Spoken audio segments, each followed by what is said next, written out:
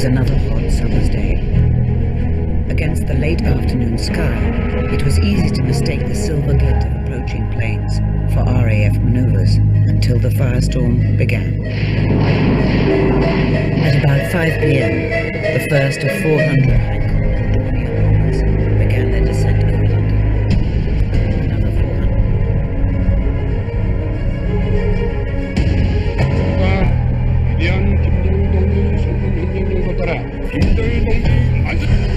The banner bearing President Kim Il-sung's portrait and the square and the escort of the colors of the Korean People's Army.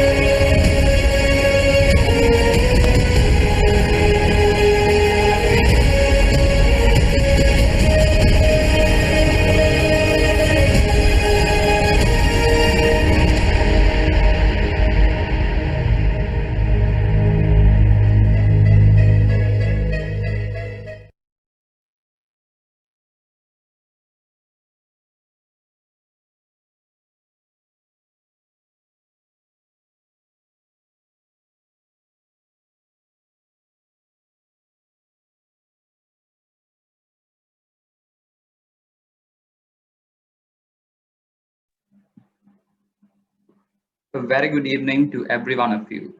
I'm Sasidu Induvara, the president of Ananda College Model United Nations Association for the years 2020 and 2021. It is with great pleasure I welcome all of you today for the second session of this two-day online webinar series on Why Wars Happen, a Geopolitical Analysis. The sessions are conducted by Dr.Vagisha Gunasekara, who is a Sri Lankan political economist, currently working in the Faculty of Humanities in the Open University of Sri Lanka. So, moving on to today's topic. Today, we'll be discussing about the rise of Asia and the geopolitics of the region. And without taking any more of your valuable time, now I'd like to directly hand over the floor to Dr. Vagisha Gunasekara to continue with today's session. Thank you.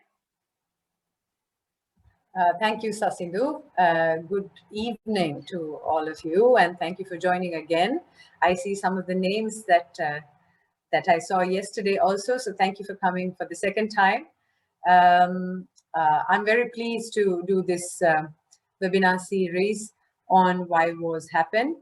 And as Sasindu said,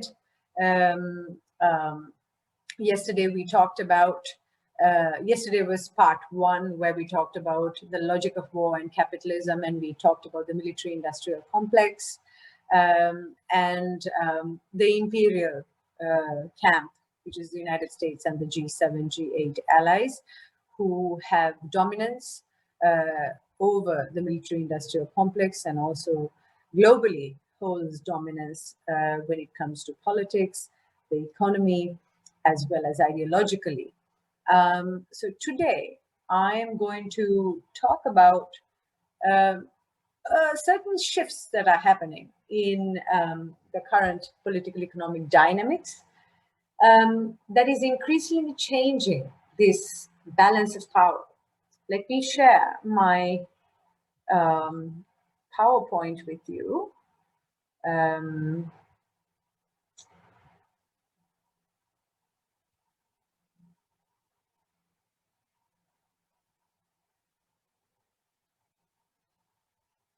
Okay.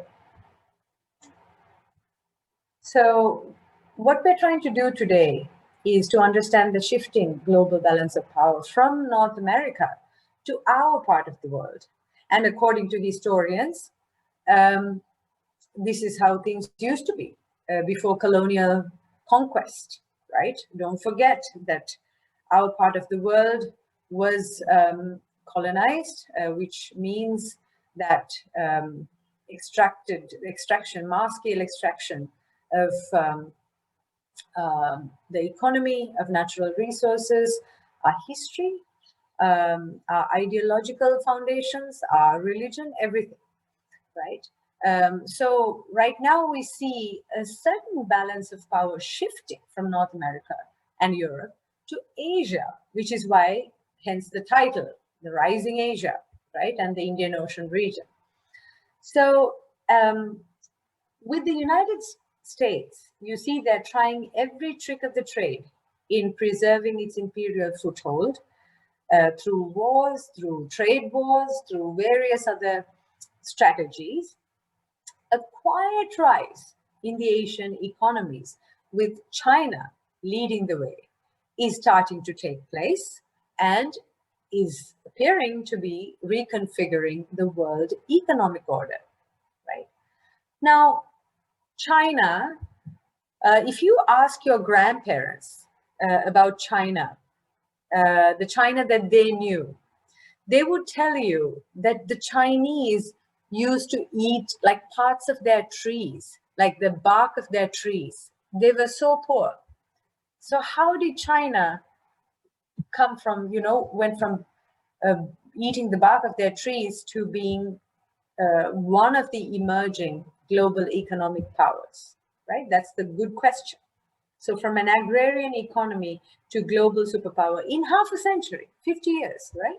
So China's transformation has been an economic success story unlike any other country in the world. It's unprecedented, right? So we have to take it seriously. We have to look at how this happened, right? We are also going to discuss the response to this emerging power of China from the imperialist camp. I call them the imperialist camp.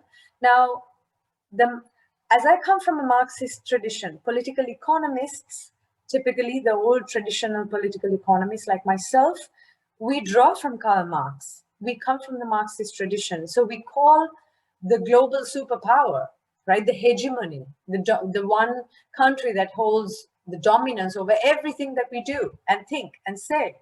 We call them the imperialist camp, right? And that is the United States and the G7 or the G8 allies. We're going to discuss the response from them to the economics, political, and social transformations happening in Asia, not just China, right? But China, of course, is in the forefront of all this. And then lastly, I want to discuss implications of geopolitical dynamics on Sri Lanka. So the outline is as presented. We're going to talk about China's path to becoming a global economic powerhouse, the importance of the Indian Ocean region, or the IOR, to the future of the global economy. Some of you asked questions about the Belt and Road Initiative yesterday. We'll talk about that. Then we're going to talk about the competing vision of the imperialist camp, which is the Quadrilateral Alliance, or the Quad. We're going to talk about, so India is a part of the Quad, but it wasn't always the case. So how did India transform from the leader of the non-aligned movement to an imperial ally? So right now, India echoes the United States' interests in Asia and everywhere else, right? So how do you become that? because it was for non-alignment. And then lastly, we'll talk about implications for Sri Lanka.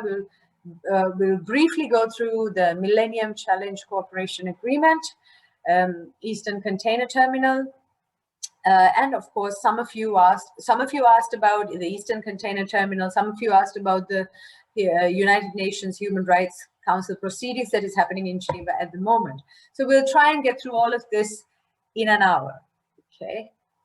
And we'll take questions later on, and this is who I am. First of all, the rise of the People's Republic of China, from the Cultural Revolution to 5G. Now, it's difficult to talk about China's rise to power, economic power, in 10 minutes, which I'm going to do. So I'm going to skip over a lot of things. But, you know, I want to say something, though. In a lot of syllabi in Sri Lanka, in the formerly colonized world, I would argue we are still colonized. We have some sort of mental slavery, that we have such loyalty towards the imperialist camp, right? We love white people, right? There's nothing wrong with white people. I'm talking about the people who colonized us. We are still very, very loyal to that camp, right? So in our part of the world, when we study history, we don't study the history of countries like China. We don't study the history of countries like Russia. We don't study the history of countries like Cuba. And you have to ask yourself why? Because they're all against the imperialist camp. And imperialist camp has been dictating how we think, what we say, how we eat, how we clothe, everything from the time that we were colonized, right? So I would really encourage a lot of you. I'm sure you know about the French Revolution. I'm sure you know about World War I. I'm sure you know about World War II. All of that is wonderful, right? Now it's time to start acquainting yourself about the lesser known, but very, very important countries of the world, right? China, Russia, Cuba, and then various other countries in Africa, right? India, we don't know the history of India even, right? And that is our neighbor. It has a huge influence on Sri Lanka, historically, and also it existed till today. But we don't know anything about India's history, right? So my first request to all of you, as those who study the Model UN, who are part of the Model UN and who are probably in debating teams and all that, even if you do not have a career in international relations, global security, diplomacy, whatever, right? It's really important to read and understand and be erudite in the history of countries that are not our colonizers, okay? That have always been our friends. All right, moving on. As I said, today, China is the world's second largest economy, making up 16% of 86 trillion global GDP in nominal terms, okay? That's an impressive figure. If you adjust the numbers for purchasing power parity, Chinese economy has already become the world's largest economy since 2014. The upward trajectory over the last 70 years has been filled with watershed moments, to say the least. Strategic directives, some of which we'll talk about, and shocking tragedies. And all of this can be traced back to the founding of the People's Republic of China on October 1st, 1949, right? Now, when you look at the development timeline of China, we can see some, I'm not going to go over everything in detail, but I'll touch on some key milestones. So the Chinese Civil War took place 1927 to 1949 between the Republic of China and the Communist Party of China, or the CPC. It caused a fracture or a split in the nation's leadership. And during this war, CPC fought tooth and nail, and they emerged victorious, and the mainland China was established as the People's Republic of China. try and get hold of the history of the Civil War. It's very interesting. The communist leader, Mao Zedong, or as the Chinese people call him, Chairman Mao, right? He set out to a few chief goals, if you will, to achieve in the People's Republic of China. And these are long-term goals. He wanted to overhaul land ownership. He wanted to reduce social inequality and to restore the economy. Economy was the first and foremost priority of the People's Republic of China's founding father, Mao Zedong.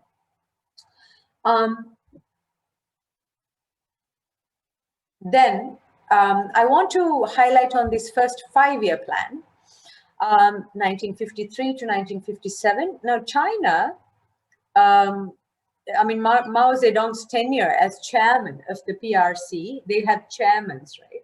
It triggered sweeping changes for the country, but they've always had a plan.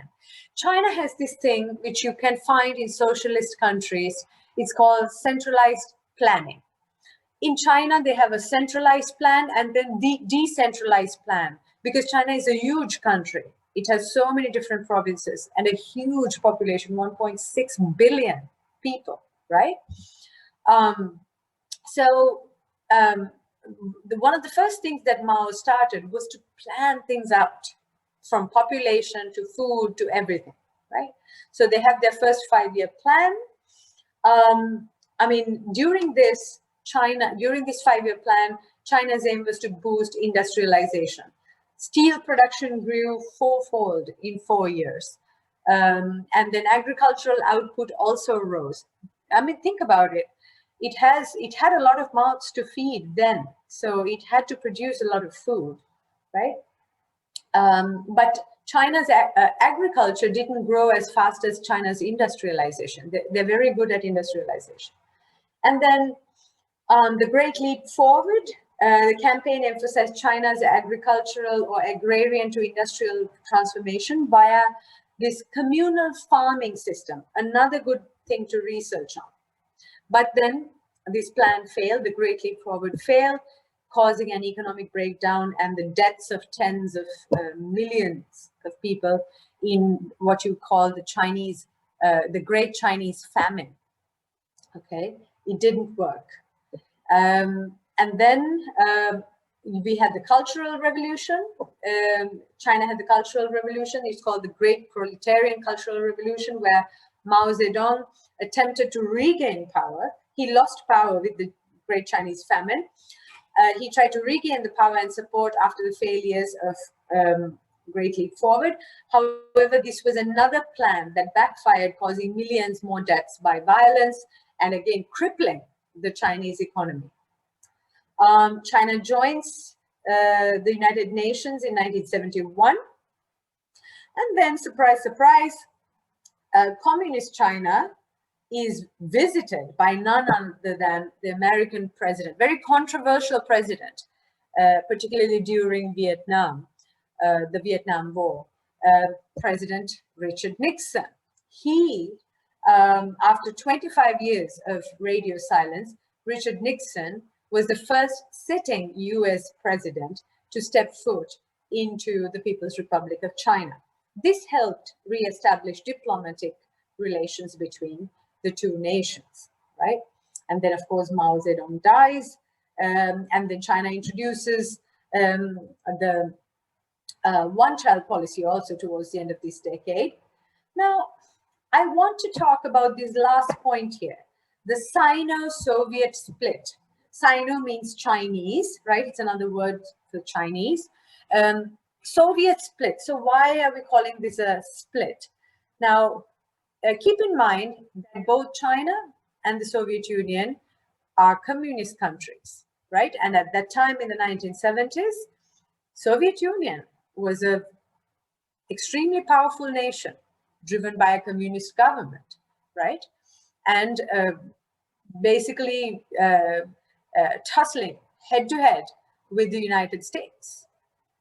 China, on the other hand, was also a communist country, but a very poor communist country that was coming out of revolution, Cultural Revolution, Great Leap Forward, and so on, right?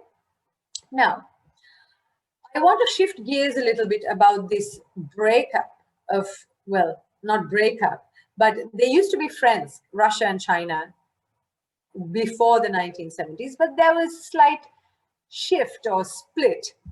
Even in Sri Lanka, you would see there were two communist parties. Early, there was one communist party from 1930s, sorry, and then they split when China and Russia sort of went their own ways. They're still communists, but there's a Chinese form of communism and a Russian form of communism. That's what we call the Sino-Soviet split. Now here I'm going to bring in this very interesting book. You must all read it if you're interested in international relations. Written by this one, I always mess up how I pronounce his name. I think it's Zbigniew Brzezinski. Okay, let's just call him Brzezinski. He wrote this book called The Grand Chessboard. This is about the importance of the Eurasian region to the United States strategic interests. And this is important for our story. Now, Brzezinski died in 2017. I mean, nobody really knows about this guy, but he was the national security advisor under President Jimmy Carter, who won, I think, a Nobel Peace Prize, right? So this is a role Brzezinski played in 1977 after serving as Jimmy Carter's chief foreign policy advisor. And he was a Council on Foreign Relations member, and Brzezinski was deeply embedded in the imperial course planning bodies. He was always devising these plans, right, scheming on how the United States could capture power and keep that power in the world. He is best known, maybe you don't know this, but Brzezinski is best known for his support of the Mujahideen against the Soviet Union. There was a famous operation called Operation Cyclone, and Brzezinski ordered that. So this operation, which had a cascading effect throughout the region and established firm links between the CIA and bin Laden, Osama bin Laden, reveals the extent to which Brzezinski saw it necessary to stop the USSR, United Soviet Socialist Republic, right, or the Soviet Union, and intervene in South and Central Asia. But you may wonder, why is this region, this Eurasian region, why is it so important to the US empire, to the American empire? So in this book, this one, Grand Chessboard, Brzezinski bluntly talks about the importance of the Eurasian landmass, right? And the America's control over it. And from the book, this is a quote that I had picked out. He argues, the task facing the United States is to become the sole political arbiter in the Eurasian lands and to prevent the emergence of any rival power threatening our material and diplomatic interests.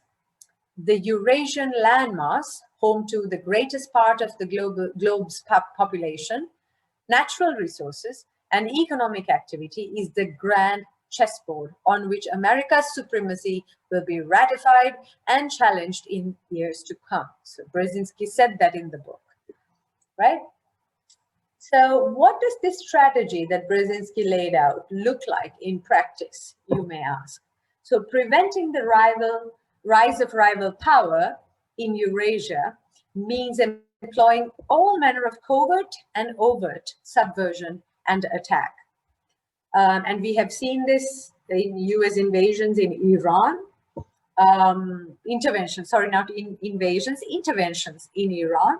US has intervened many times in coup d'etats in Iran, repeated attacks on Iraq, invasion of Afghanistan, and a devastating Contra war in Syria. So US is keen to pick off weak links in the chain of countries stretching through Central and South Asia. So this is the region from Kazakhstan in the north. So if you look at the map here, there's Kazakhstan in the north and to the west you have Palestine, and through India and Western China. That's the other parts of it, right? Through India and Western China. That forms a triangle-shaped wedge splitting Russia's southern area and China's western part for the United States geopolitical expansion. So this vast area is where the US empire, American empire, has for decades waged war against countries that don't fall in line, basically, while solidifying comprador alliances in places like Israel, India, Saudi Arabia, and some of the Gulf monarchies, right? So while direct conflict with Russia or China is unlikely, even today, right, given the nuclear implications, controlling this polygon politically, militarily, and economically will greatly diminish either state's, Russia's or China's, options. Okay. Now back to China. I had to say that that little caveat, or do that digression, so that you understand why Richard Nixon visited China. So it was the Sino-Soviet split was really beneficial for the United States, right, at that time. Okay, back to China. We are talking about the wave of economic reforms from 1980 to 1990. So very important, on December 13th, 1978, the Communist Party of China met for a party retreat. They call it, I think, Gongsu or something like that.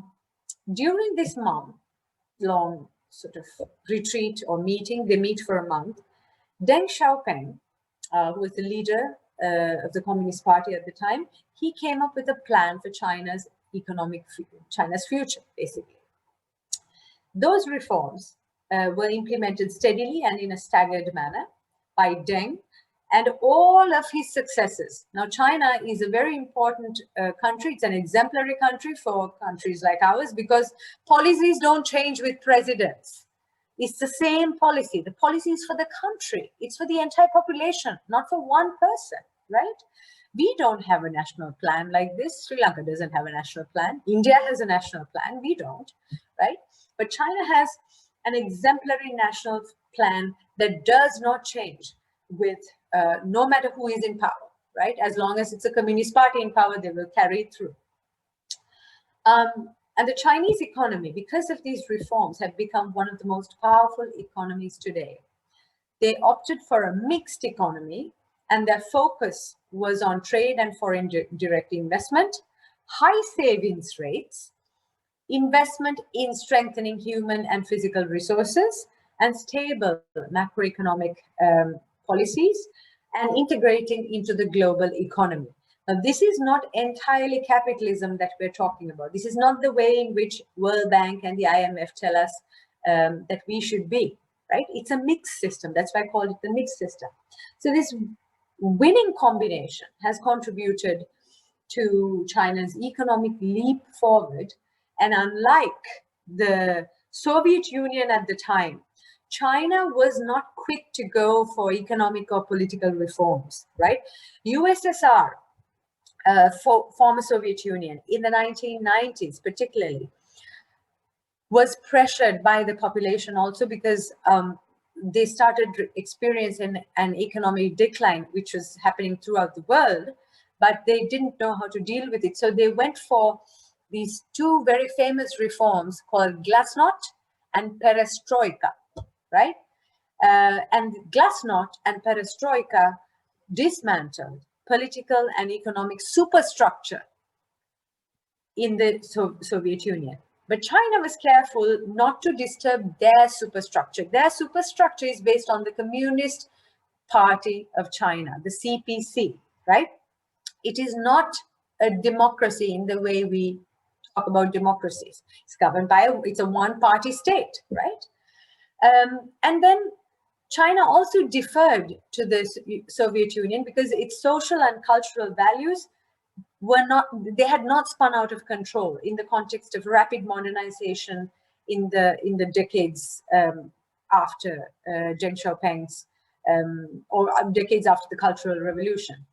They had this these Chinese values called Guangxi, I think, Guangxi.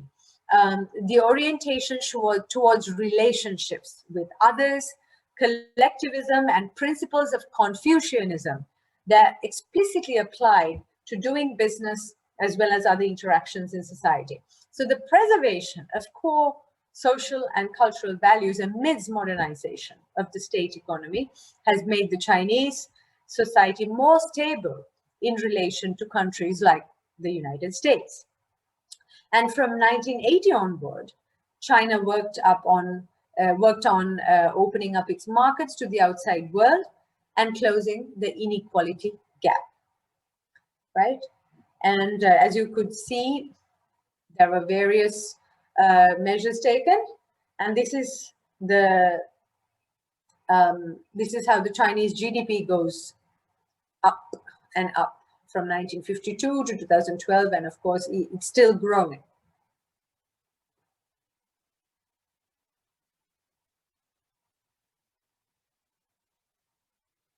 So I talked about how China repaired its ties with the United States in the 1980s. And I said earlier, like Brzezinski's main concern over rival powers in Eurasia was obviously the Soviet Union, not China at the time, because China in 1979 was a very poor economy and had just exited the Cultural Revolution, which had a crippling effect on its development and was just beginning market reforms. So 1971 to 79 was a pivotal period for US-China relations, right? So there were various communiques and diplomatic relations between the People's Republic of China and the US. And in 1971, Nixon lifted the 21-year trade embargo on China that was in place since China backed the DPRK in the Korean War. And then, as I said earlier, China, President Nixon famously visited China in 1972 and was the first US president to do so since the revolution. And these moves were controversial, obviously, in the US ruling class, as you know, they thought this was problematic, but the US empire leadership, right, saw the opportunity to drive a wedge between China and the USSR, and they took it, right? Because any weak links between China and the Soviet Union was a win for the United States. Right?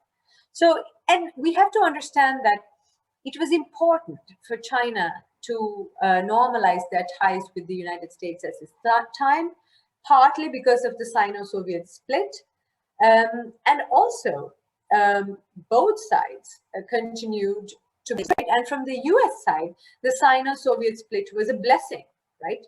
Because it severed the two most powerful communist countries that united against the United States, right? So, and Chinese economy, as I said earlier, was struggling relative to other capitalist Asian powers. So this is when there was a bargain between the United States and China. United States became the recipient of Chinese goods, right? China started to export mass scale to the United States and of course to the rest of the world. And so the US market was a major stimulant to the Chinese economic growth. However, due to the economic decline of the US in the past few decades, China has realized that the dependence on one country is risky business.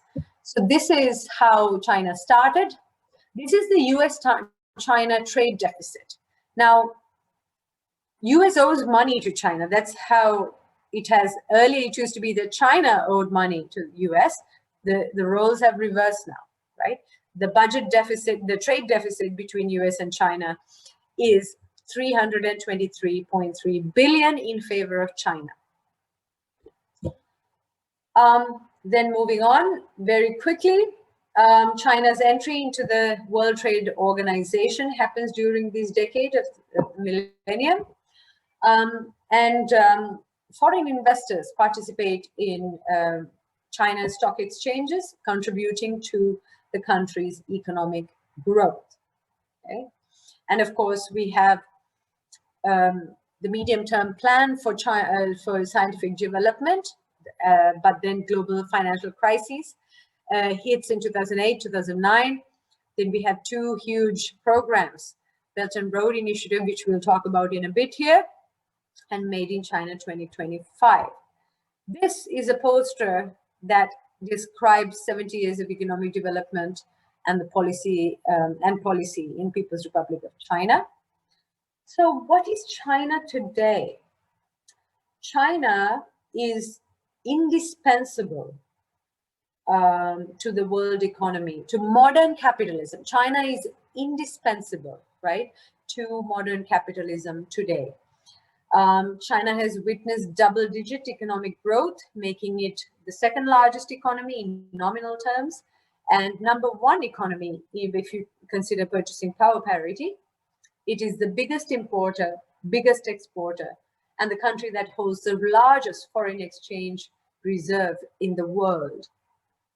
It also has an enormous market of 900 million consumers. That's a huge market. And 400 million of them are from the middle class, which means their purchasing power is really high. All this is evidence for China's outstanding purchasing power. Now, these conditions are vastly different from the former Soviet Union, even at the zenith of its economic and political power, and they position China, these figures position China in an advantageous position, an unrivaled one, against other countries. So in other words, as I said earlier, China has become indispensable to global capitalism, right? And China is the leader in terms of global technology. It's a you could call them a global technology superpower, right? It has developed strategies for enhancing its soft power as well in areas of tourism, education, sports, culture, and other areas.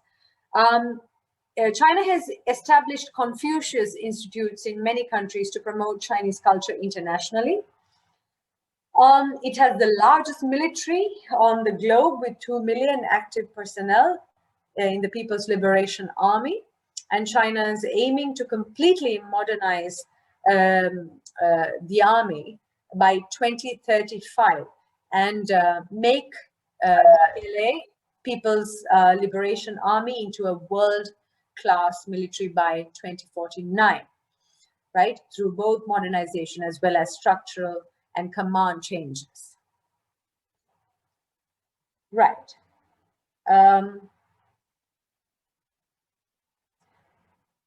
Now, I want to talk about the Belt and Road Initiative. We can consider this or call it China's Marshall Plan. So China has reached out to the world with the bold Belt and Road Initiative, also known as the BRI. It's known as the New Silk Road as well. It's intended to expand an economic and political domain throughout 150 countries in Asia, Europe, and the Middle East. It's a transcontinental and transitional cooperation and connectivity-based long-term mega initiative. This was the brainchild of Deng Xiaoping, the mastermind of Chinese economic reforms. And the BRI was launched in 2013 by current President Xi Jinping. Since then, since it was launched, 136 countries and 30 international organizations have signed BRI cooperation documents, and they've received $90 billion in Chinese foreign direct investment and exchanged $6 trillion in trade with China. So President Xi Jinping calls BRI the project of the century, and as China's version of the Marshall Plan. The BRI is a broad framework of activities that seek to address global capitalism. It's driven by long-running politico-economic processes of capitalist development, which are prone, as I said yesterday, to continuous crises that need to be managed somehow. The logic of BRI has understood that crises under capitalism that are characterized by surpluses of capital and labor. These surpluses emerge because capital cannot find profitable outlets, leading to mass unemployment of labor and over-accumulation of capital. If this process stops, the process of capital accumulation and hence economic growth also stops, leading to surpluses of capital on the one hand and unemployed labor on the other hand. So for countries like China, for the forerunners of the world economic processes, these crises must be swiftly managed. If they're not managed, they can lead to significant social unrest, which could result, for example, in disintegration of existing political systems, right?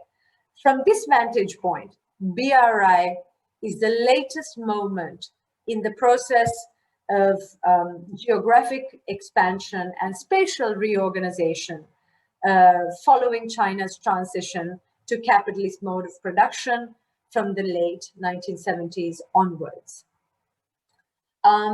BRI will definitely determine the fate of the world in the 21st century and directly challenge US imperialism. And they're scared of it. We can see that very clearly from what the US has been doing in the past few years. It is of no surprise that the US is extremely agitated by the rise of China and the US-Russia rivalry and the uneven economic relationship it has with China also continues to bother them. So in the face of China's openness to international markets and Russia's growing hegemony in the region, the US influence as a major economy and a global superpower is fading. US is on the decline, right? There's no two words about it. Evidence is pointing to the fact that the US is collapsing as an empire. So in March 2019, when President Trump was still in power, he warned most of the countries to boycott Huawei, the Chinese tech company, in the battle with China for technological supremacy. The Trump administration also imposed tariffs to increase from 10 to 25% on all Chinese goods. So the whole scenario compelled Beijing to sign a trade agreement with Washington, because there is a trade war between the two countries that had created uncertainty and disruptions in the global supply chain. And then the US-China relations got a major twist, right, during COVID-19. So after the breakout of the virus, the US president has repeatedly, former president, spread misinformation about China, naming the pandemic the Chinese virus or the Wuhan virus. So with mounting internal instability within the US, don't forget that the US may have a new president, but half of the country voted for President Trump. Joe Biden only won by a very slight fraction of votes, right? The country still has support for people like Trump, their ideologies, their ideas, right? And the country is literally split in two, and there's lots of talk about a civil war in the US, right? All right, this is the Belt and Road Initiative and the map of the Belt and Road Initiative. And it has two components: the Silk Road Economic Belt. It's a transcontinental passage that links China with Southeast Asia, South Asia and Central Asia, Russia, and Europe by land,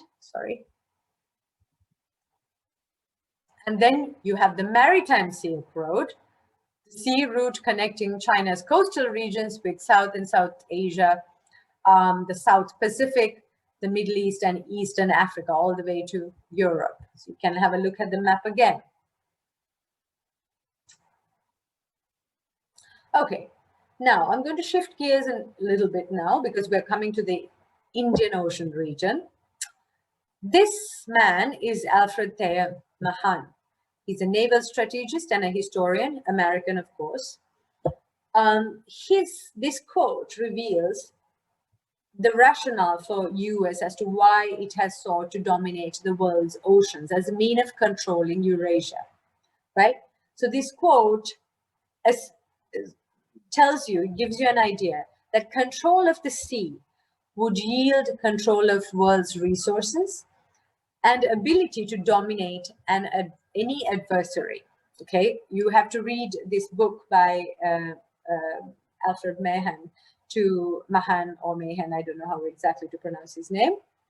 But his theory rested on the notion that naval power needed to be able to destroy the enemy's fleet and blockade enemy's ports. And for that reason, we need to have control over the seas, the oceans. His thinking very much influenced Theodore Roosevelt, and successive application of his theory resulted in US becoming the world's leading naval power. So the US currently has 11 aircraft carriers in service, far more than any country in the world. China has only 2. And its network of bases, which I will show you in a bit, and allies in the Pacific, give it launching pads throughout Asia. Now, from China's present position, it faces nearly complete encirclement by the United States, because the United States has a lot of military bases in the Pacific Ocean. Because US has a military base in Korea, a very compliant US regime in Japan, hosting 3 air bases. Then you have Guam and other client state bases. The US has a dominating military position in the Pacific. This closes China's eastern flank, okay? And to the west, it faces India, which has very, very close ties, an occupation force in Afghanistan. India now has an occupation force in Afghanistan. And all the client states and interventions throughout the triangle of control that I talked about earlier, in the Eurasian triangle of control. So this closes China's western flank, okay? Now, what has changed in the past few years, particularly under the leadership of Xi Jinping, China is wanting to break through this encirclement by the US, by the American empire. So much like how early Communist Party of China escaped encirclement by the Kuomintang via the Long March. You have to read about all these things. I don't have time to go into detail about them. China today also has a long march against American imperialism. So Xi Jinping actually used this particular phrase in May 2019 to describe China's way forward in the trade war. Now, let's come to the Indian Ocean region. Why is it so important? Indian Ocean has some of the most dynamic countries in terms of rising economies and large populations. So it has 28 countries, spans across 3 continents, and covers 17.5% of the global land area. It's 1/3 of the total population in the world lives in the Indian Ocean region. It's quite rich in terms of its natural resource base, in terms of oil, iron, and fish. It's home to major sea routes. This is really important since we're talking about oceans, right? It's home to major sea routes connecting the Middle East, Africa, Eastern Europe, and the Americas.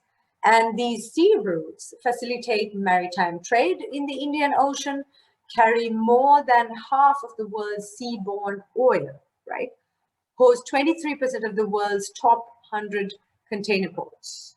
It's really important in terms of trade. 75% of China's crude oil is transported through the Indian Ocean, right?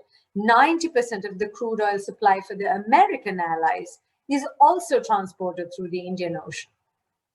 85% of India's imports are also transported through the Indian Ocean. And 40 out of the 54 raw materials needed for American industries are transported through the Indian Ocean. So this is the Indian Ocean region. Have a look and see what countries are covered by it. And as you can see, our little emerald island, Sri Lanka, is right smack bang in the middle of it, right? Okay. Now I talked about the Belt and Road Initiative of China and how the United States and its allies are extremely worried about the BRI. They have a competing vision. Okay, the United States and its allies have a competing vision. It's called the Quad. Well, this is a new catchphrase coming from Washington. It's called the Free and Open Indo-Pacific. The meaning of this catchphrase is somewhat nebulous. Therefore, one cannot quite say what exactly it means, but right now it's about military presence in the Indian Ocean, as well as the Pacific. Now, for all this time, Indian Ocean was called the Indian Ocean. But the United States Empire decided to rename it. It's called the Indo-Pacific, because then it allows them, even discursively, to combine the Indian Ocean with the Pacific Ocean, where they have a very, very strong military presence, right? So the Indo-Pacific emphasizes an increasingly vital role of the Indian Ocean and the maritime arena more broadly, as both a conduit for global trade and an emerging arena of military competition. So it's bookended by two of the world's most critical choke points, the Strait of Hormuz. Where is the... Okay, I'll have the map later. It has two choke points, the Strait of Hormuz and the Strait of Malacca, right? Hormuz from the west, Malacca on the east. So the Indian Ocean's sea lines of communication connect Asia's energy consumers to the suppliers in the Middle East, right? This was an idea of former President George W. Bush and his administration. And it has only changed names. It hasn't changed the policy, but it has only changed names. Like, for instance, Obama renamed it, saying rebalance to Asia or pivot to Asia. But it didn't really do, although Obama is thought of as a peace-loving president, he never really made any changes to the military ambitions of it. And then Trump changed it back to Free and Open Indo-Pacific, right? So ultimately, this Indo-Pacific attempts to elevate the importance of maritime domain and encapsulate the geopolitical consequences of China pushing west and India pushing east, creating an expanding zone of competitive overlap and progressively binding the Indian and Pacific Oceans to each other and to overland strategic developments in Southeast Asia. So this is the Quad that does all this work. The beginning of the Quad as a grouping of the United States, Japan, India, and Australia can be found in their dialogue in the tsunami time. So 2004, it was called the Tsunami Core Group. But this has now morphed under the leadership of former US Vice President Dick Cheney to what we call the Quadrilateral Alliance, which is a military alliance, right? And what they do is they try to work on the encirclement of China, these four countries together. So then there's a growing convergence in foreign policy among these four states with a focus on countering China. And the first military exercise, which we call the Malabar exercises, took place in 2007. And the second naval exercise included the Singaporean Navy in the Bay of Bengal, not too far from Sri Lanka, right? As I said earlier, the lack of specificity about what exactly the Quadrilateral Alliance does, its purpose or its objectives, has led to the speculation that it is just a military alliance. So the Quad will soon turn into an Asian NATO, or evolve into a purely security alliance. All right, so keep that in mind. And now we'll go to the strategies of each camp. So China has BRI, right? BRI, and there's a string of pearls strategy, which I will describe now. And the Quad has the free and open Indo-Pacific, and they have several military strategies. Now, the string of pearls strategy holds that China, some of the pearls in here. I'll get to that map in a bit. These strategic pearls along the string also include infrastructure and development programs, such as railway line in Cambodia that would facilitate transport of energy resource to the Chinese mainland. The focus on energy sources and the need for collaboration with regional governments to develop infrastructure schemes means that there are inherently diplomatic and economic components to this strategy, right? And Beijing is currently dependent on the Straits of Malacca for their oil, transportation of their oil, their energy, right? And Malacca, as you know, there's a military base there, right? So it wants to remove or ease dependence on the Malacca Straits for this transportation of crude oil, right? Because it could be easily blocked, and without energy, no country can function. Like a country will shut down completely, disrupting it if there's a disruption of its energy flows. As I said earlier, this is really important for China to ensure their energy transportation. So they are trying to access key ports to counter this strategy by approaching Pakistan, Myanmar, Bangladesh, and Sri Lanka. Right? And of course, politically, they want to counterbalance the regional hegemon and the representative of American imperialism in the region, which is India, by partnering with small states in South Asia. This is the string of pearls. And you can see Sri Lanka is a key destination in this string of pearls. And actually both our ports, not just the Hambantota port, but also the Colombo port is pretty important for China's strategic interests. And as you know, the CICT terminal of the Colombo port is run by China.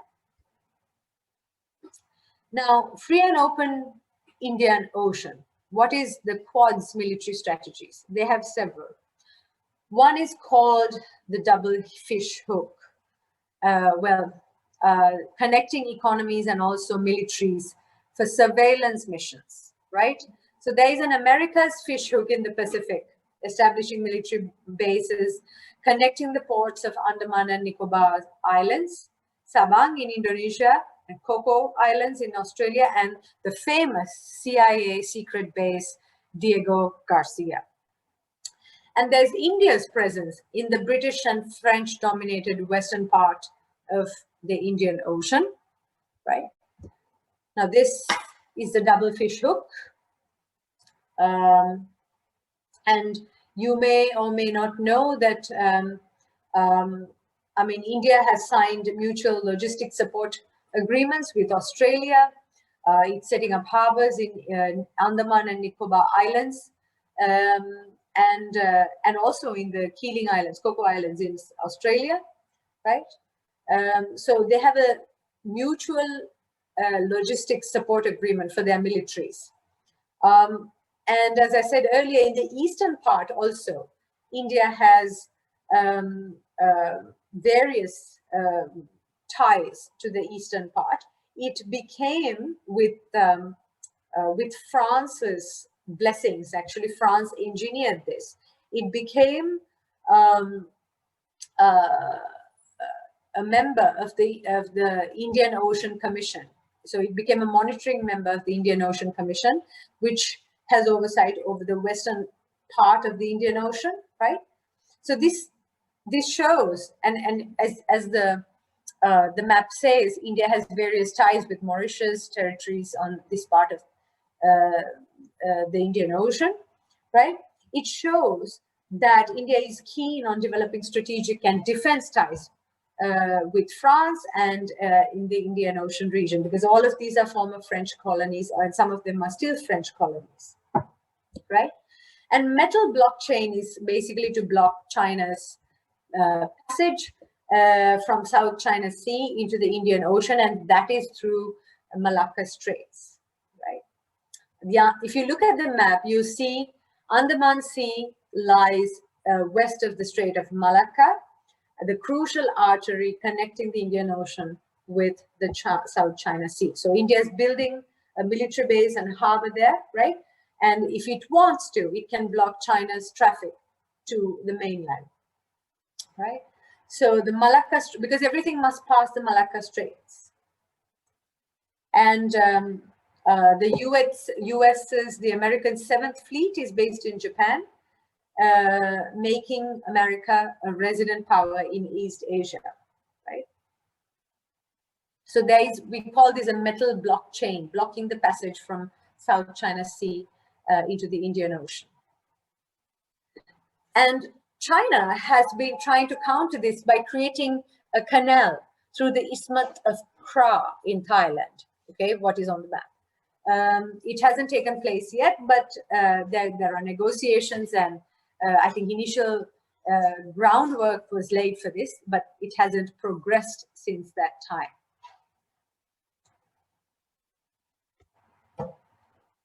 Right, and India has a similar strategy called the string of flowers.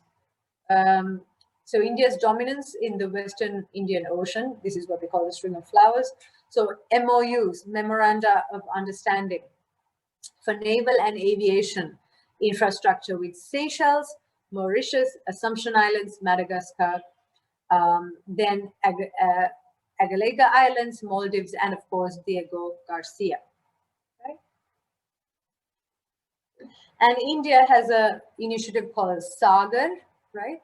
And this is Prime Minister Narendra Modi's vision for India. And it's a security initiative, but also includes growth in terms of economy, but at the same time safeguarding maritime interests of its mainland and islands. And it has become a proactive part of their foreign policy. So the ambition to become a prime decision maker of the area, the Indian Ocean region, is very clear for India. It wants to become a primary decision maker, right? And it also has a policy called Neighborhood First policy, right? And all of this point to India's growing power in the region. But India was not always like this, okay? And this is really important. It was the pioneer country of the non-aligned movement. And how did it go from being a pioneer country of the non-aligned movement to the gang member of the US camp or the imperial camp? I'm not going to go into much detail about the non-aligned movement because we are going to run out of time very quickly, but I will just very quickly say the non-aligned movement was formed during the Cold War as an entity that did not seek to formally align themselves with either the United States or the Soviet Union, but it sought to remain independent or neutral, all right? And these principles of non-alignment started to originate from a group of world leaders that met in 1955 during the Asia-Africa Bandung Conference held in Indonesia, right? And the first non-aligned movement summit took place in Belgrade, Yugoslavia in September 1961. And it had a huge membership, 120 members, as on April 2018, comprising 53 countries from Africa, 39 from Asia, 26 from Latin America and the Caribbean, and 2 from Europe, okay? These are some photographs of Jawaharlal Nehru, who was the one of the founding fathers of the non-aligned movement. And in this photo, you will see a Sri Lankan. There's S.W.R.D. Bandaranaike on the bottom left-hand corner. He was also a key architect of the non-aligned principles. And this is Jamal Nasser, former leader of Egypt on your left-hand side, and then Nehru giving an address. And this is more background, and it shows that what I want to say with this slide is that it had a great leadership. There was Tito of Yugoslavia, Nasser of Egypt, Nehru of India, and Nkrumah of Ghana, and of course Sukarno of Indonesia. So the purpose of this organization was enumerated in the Havana Declaration of 1979, and this is very important: ensuring national independence, sovereignty, territorial integrity, and security of non-aligned countries in their struggle against imperialism. So this is very, very important. They are against imperialism, whichever country it may be. They are against imperialism, colonialism, neo-colonialism, racism, and all forms of foreign subjugation. These are the 5 founding fathers. And this is Nehru, who coined the term non-alignment. And these principles were found by Nehru as well as others. You can read about them later on. I'll share this presentation with everybody. And the principles of non-alignment was based on the Panchasheel, as in Panchashila, right? This is Sanskrit. 5 principles of peaceful coexistence, right? You can see there is peaceful coexistence, mutual respect for each other's territorial integrity and sovereignty, something that the Western powers do not have for countries like Sri Lanka. Mutual non-interference, mutual non-aggression, equality, and mutual benefit, right? So the agreement has a provision: do not interfere in each other's internal affairs. Very important. This is some information about the non-aligned conference in Belgrade. Another photograph. This non-aligned movement it still exists. You can see the photograph taken. You can see our former Prime Minister Sirimao Bandaranaike right in the middle, with and next to her is Indira Gandhi of India. And non-aligned movement played a key role during the Cold War. It was against apartheid. It was for disarmament of nuclear weapons. It was on the right side of UN Security Council reforms. And but then it also failed to resolve regional tensions. So in the era of Cold War, the tension in South Asia escalated. So basically India, China, and India, Pakistan. Because of the wars that took place between India and China and India and Pakistan, basically India no longer became a non-aligned country, right? India had to align in order to fight these wars, in order to get material and military resources from Western powers. And then, of course, both India and Pakistan, as well as China, they became nuclear powers. So India's position has shifted away from the non-aligned movement, right? India is a member of the G20 countries now and has declared itself as a nuclear power, and for all practical purposes, abandoned the call for global nuclear disarmament. India has also engaged itself with new and old global superpowers. As I said earlier very clearly, it's part of the Quad, and it's seen as very clearly by everybody as a counterforce to China's rise in the Indo-Pacific, right? And I think with all this, India is striving hard for a multipolar world order and asserting itself as one of its big boys, big players, or big girls, I don't know. So the multipolar world order is very much closed to non-aligned movement principles. Now, where does that leave us, Sri Lanka? Why are we attracting so much attention? So Sri Lanka's location in the Indian Ocean, right? has strategic geopolitical relevance to several major powers of the world, right? And this is why we became a British colony. This is why we became a Dutch colony, a Portuguese colony, and lots of countries have eyes on us because of our strategic locations, right? British Defence and External Affairs Agreement took place in 1948, even at the time that Britain said that we were free, but we didn't actually become independent until 1972 Constitution. But they signed a defense agreement, and there was a maritime agreement with Soviet Union in 1962, right? Even during Jayawardena's and President Ranasinghe Premadasa's tenures, Sri Lanka was chosen to build a Voice of America transmitting station, which is a CIA post, to spy on the Indian Ocean. And when there was violent protests against this, there was a lot of lives that were killed. Now you're hearing about these protests in Ratu Paswala and all of that, but nobody knows about the Voice of America, against Voice of America protests and how many people died in it, right? Of course, there's massive Chinese involvement in Sri Lanka during particularly the two tenures of former President Mahinda Rajapaksa. That was also very controversial.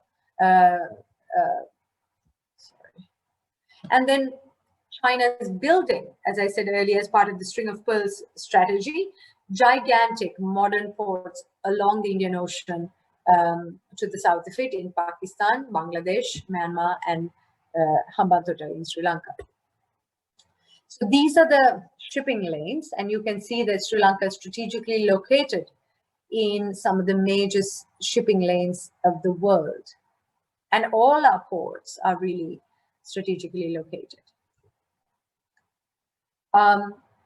So we hear that Hambantota Harbour is reportedly making losses, but all big investments at the beginning, they make losses, but over time they start to make money.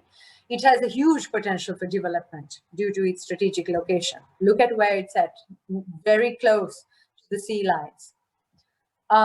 Sri Lanka has a list really of highly strategic ports located among the busiest sea lanes of communication. So Colombo Port is the 25th busiest container port in the world, and it's a natural deep water harbor in Colombo and also in Trincomalee. Trincomalee is the 5th largest natural harbor in the world, right? The port city of Trincomalee was the main base for the Eastern Fleet and the British Royal Navy during the Second World War. So you can see why Sri Lanka and its ports are drawing a lot of attention, because it serves both commercial, industrial, and military purposes of rising powers.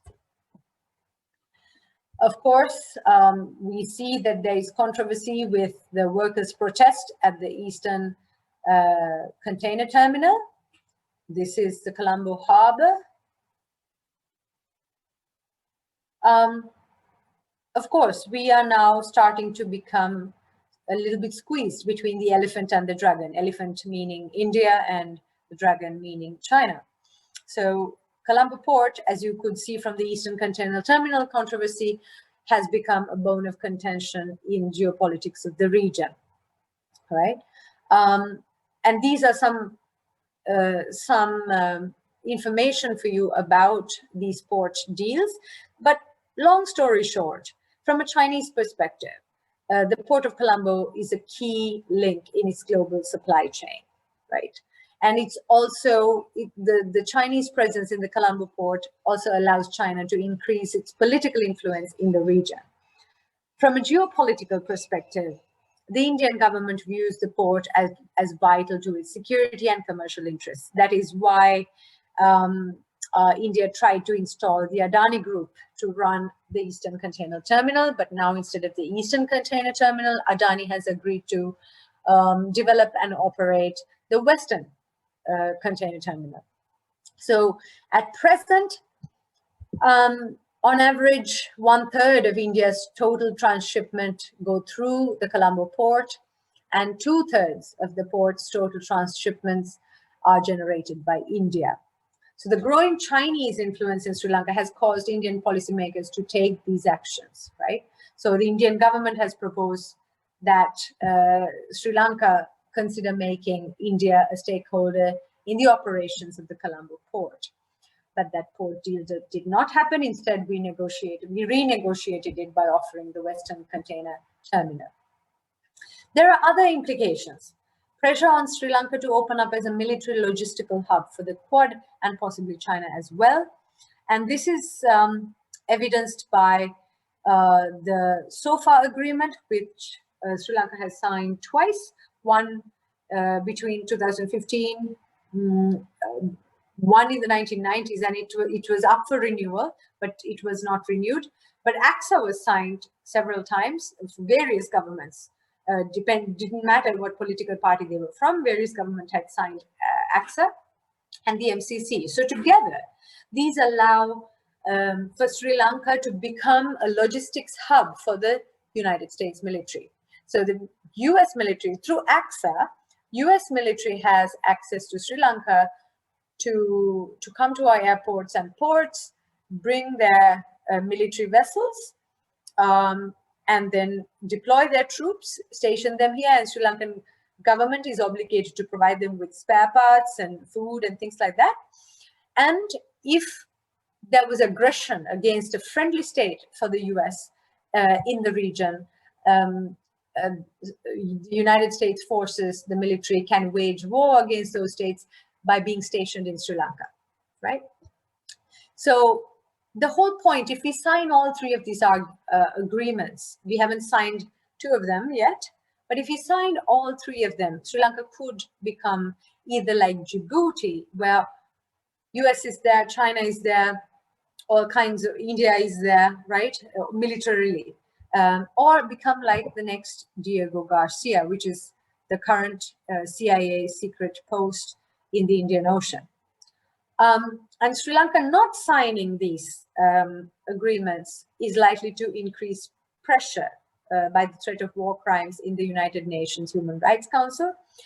As you know, the United Nations Human Rights Council, I know you're part of the UN, model UN, but it's time for you to have a realistic understanding about what the UN, particularly the Human Rights Council and the Security Council, represent. They do not represent human rights, rather they are politically driven organizations. And if you read the Bachelet report, Bachelet is the United Nations Human Rights representative to the world, right? She has done a report on Sri Lanka, and likely this report was written by the United States and its G7, G8 allies, and it has some very, very scary things for Sri Lanka. Like, for instance, I picked out some of them, not all. Responsibility to protect, this principle. It basically says, if, now this is a Bush doctrine, if there's an unknown threat, unknown, I mean, if it's not even known, right? There's an unknown threat, the United States can intervene. If they think that Sri Lanka is a threat to other countries or to its own people, whatever. It's a doctrine like this, the responsibility to protect, that led to the invasion of Afghanistan. It also says extraterritorial universal jurisdiction, like, say, if America is upset with something that is happening in Sri Lanka, America can try those people in America, okay, can try Sri Lankans in America, which sounds crazy, but that's what extraterritorial universal jurisdiction means. And of course, transitional justice, which means a complete overhaul of the institutions that this country already has. So it's direct intervention in another country's affairs, right? So how can we manage? Now, this is my last slide. I'll stop after this. How can we manage these impending dynamics? I think Sri Lanka has to have a long-term strategy on managing Indian Ocean dynamics as part of our foreign policy. Currently, I don't even know what our foreign policy is. We don't have a clear foreign policy. Being neutral is not a foreign policy. Being neutral is not even a good foreign policy, right?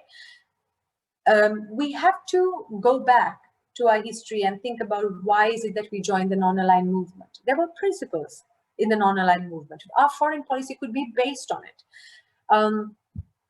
SWRD Bandaranaike, before he died, I think it was in 1955, Bandung, conference, he talked about this concept called dynamic neutralism as a policy in dealing with the world. What this means is not being neutral, it's dynamic neutralism, which means you don't take anybody's side. So we are not for the US, not aligned with the US, not aligned with China, not aligned with India, but we are in good terms with everybody. However, if there is a conflict, depending on our principles, depending on our national interests, we will take a position. And we have done that in the past. When the Suez Canal crisis happened, we practiced dynamic neutralism beautifully, right? It was Sirimao Bandaranaike as Prime Minister who responded to that. She handled it brilliantly, right?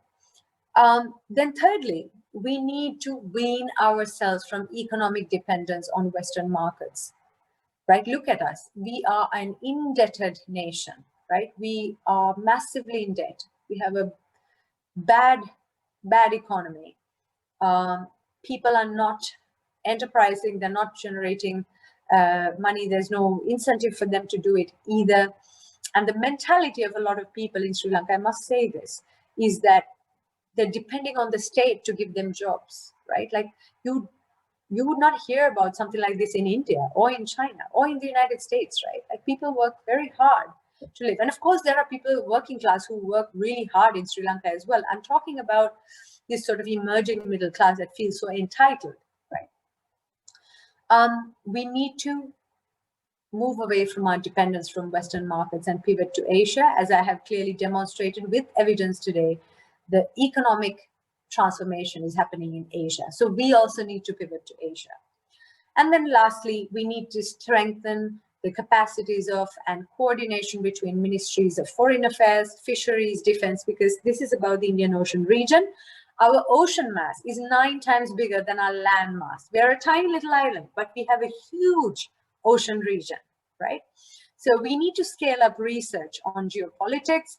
We need to produce foreign service cadre specializing in, and also other people specializing in Asian languages and culture. Like it's about time we learn Chinese, Hindi, Urdu, Dari, you know, all these languages instead of being very Eurocentric. It's no harm learning English. We have to know English, but now it shouldn't just be English, right? And we also have to strengthen our surveillance technology and exercises in the maritime region belonging to Sri Lanka. With that, I will end and open the floor up for questions. It's 7:25. I have about 20 minutes to answer your questions. I've got to go for another engagement. So I'd appreciate if you have any questions. You can either post it on the chat box or ask me directly. Thank you very much, madam, for that very interesting and eye-opening lecture. So for the audience, if you all have any questions, you can drop them in the chat or unmute yourself from your end and ask it. Okay, I see him. All right, let me open up my box here. Could you comment on the impact of BRI in developing nations in Asia like Sri Lanka themselves? Well, the impact is still too early to judge, Rushan, because the BRI is still, the developments are still happening and they're long-term projects. So they're like 30-year, 40-year projects. So the impact is a little too early to say. Not just in Asia, everywhere else in the world. Guess it. Why is it harder for Asia to form an alliance such as the EU? If it is due to Western influence, why is it harder for nations such as Japan and India to break off those ties and establish relations with Asian neighbors? It's a very good question, guess it. And I think you're onto something with this question. Yes, of course, India, Japan, and India and Japan mainly, they have allied with the United States because they fear China's dominance. They fear being bulldozed by China. But what China has been telling is cooperation, cooperation, cooperation. And you saw that 2 months ago, there were a series of bilateral agreements and multilateral agreements in the region. And India did not participate in any of them. However, Japan might, with the new leadership, start cooperating with China. So I think there are future prospects for an alliance of this nature, but there will always be friction between India, China, Japan, because they're like competing powers, competing for power and influence in the region. What impact would bioweaponry and bioterrorism have on international trade? Triasa. I think this is a very interesting topic altogether, like bioweaponry and bioterrorism. I know a lot of people are talking about COVID as a bioweapon. I don't think there is evidence to prove that. I mean, there are lots of conspiracy theories about COVID being a bioweapon, but still there is no evidence as such to prove it. But if there were bioterrorism, then that would be devastating for the entire world. Buddhima, how come the so-called Human Rights Council begs Sri Lanka to implement a universal jurisdiction on a local matter like the civil war?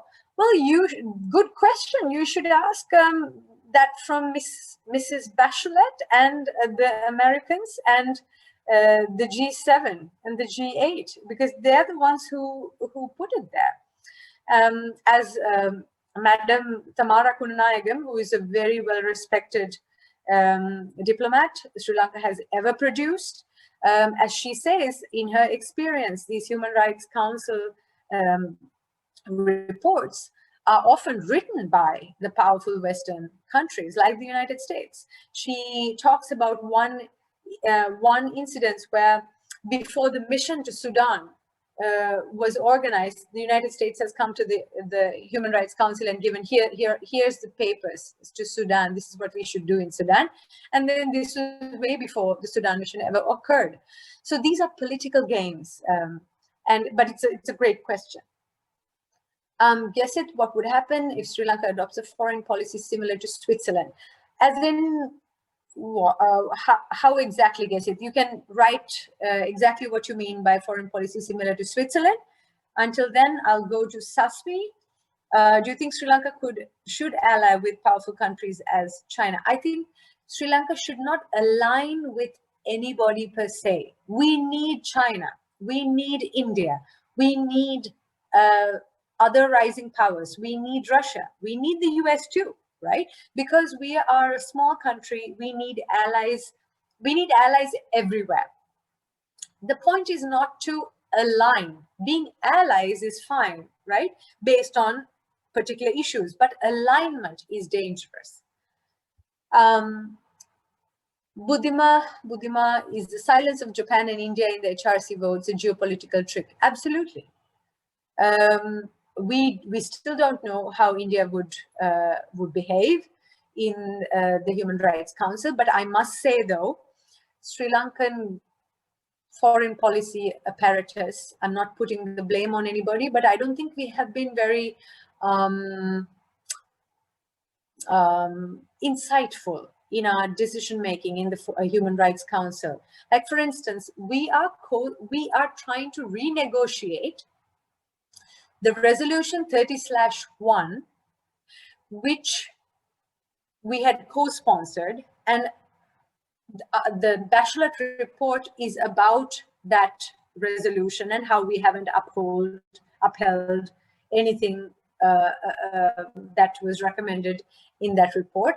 And then we rejected this. We rejected the report, yet we're renegotiating on a resolution that we don't even agree with, right? So I don't think Sri Lanka has played its card very cleverly, but until the last moment, it's very difficult to trust India and Japan, because India is likely behind this, also because of its relationships with China.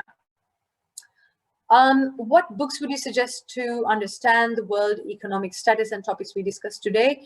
There's a huge list, and I'm glad you asked that question. I'll be happy to share it with the Ananda College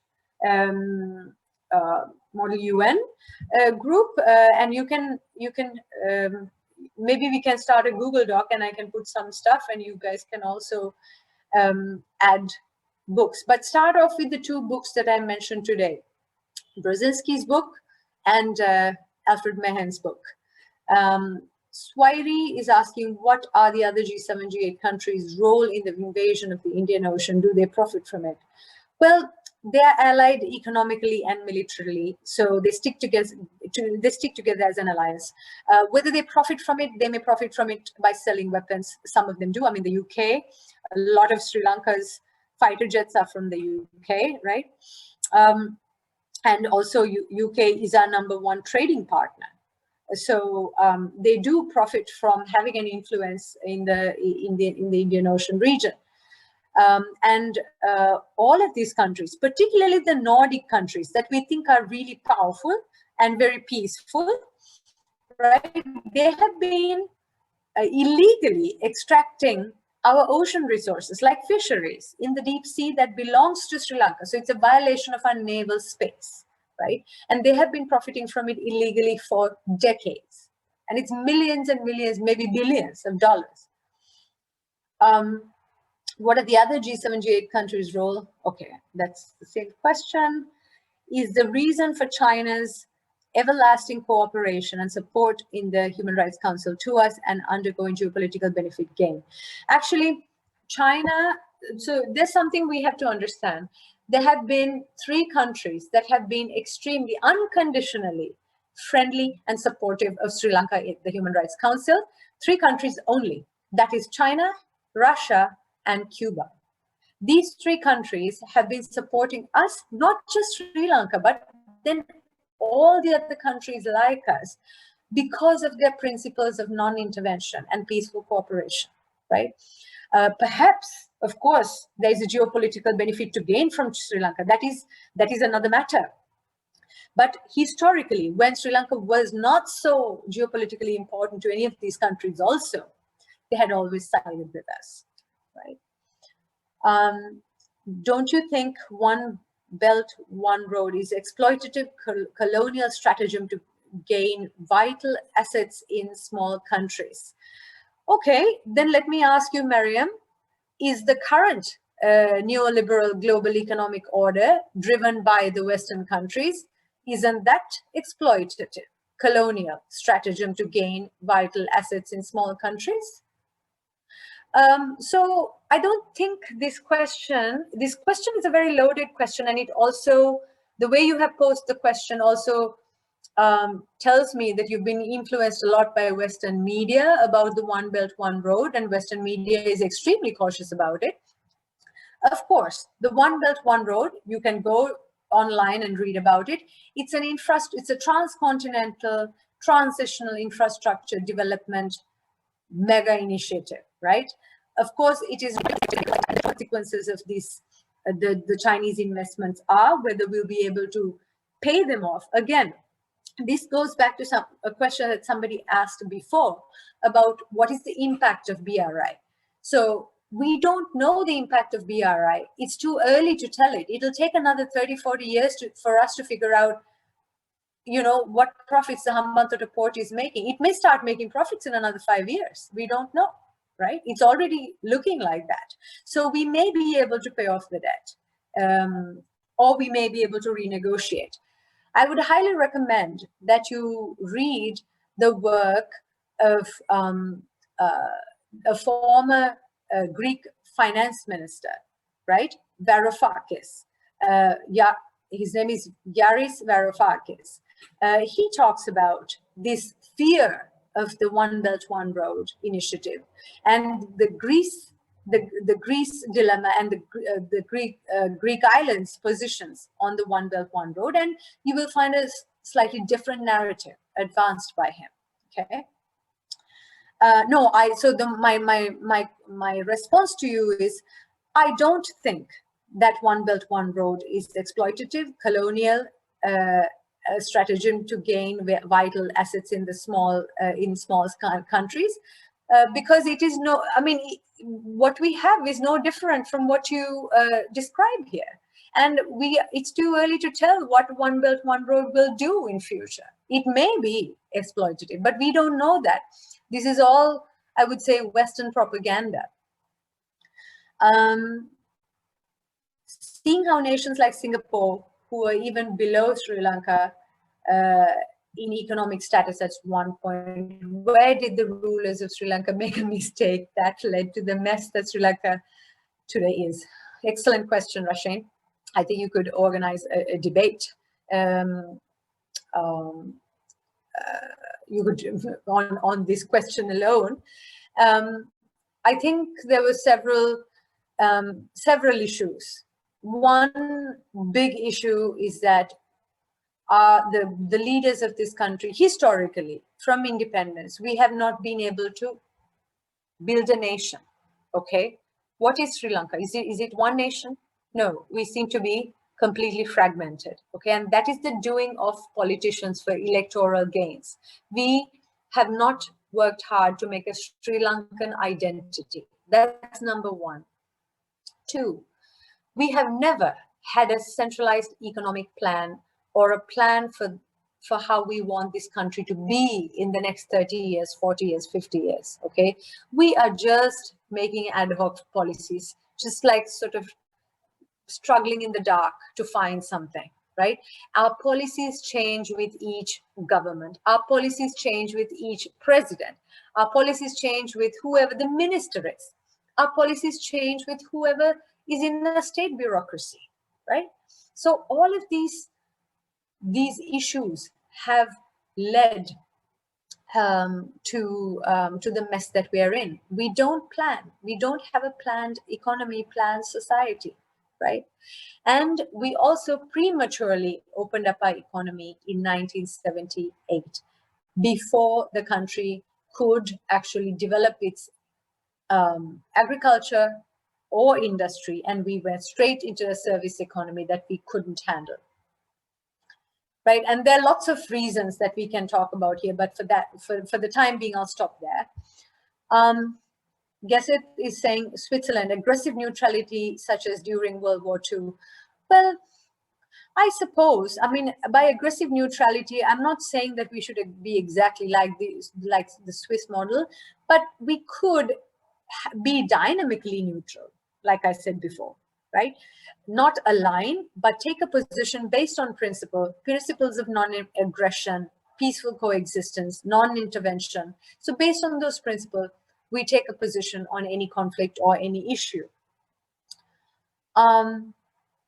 Triasa, I have answered your question, I think, about BRI causing many nations to fall into debt and causing crises in some countries. So I must qualify what I said to Mariam earlier. So yes, so BRI is financed by China offering loans to a lot of countries, but we must learn something about these loans. Now the West is calling this a debt trap, and it's calling China's loans unfair.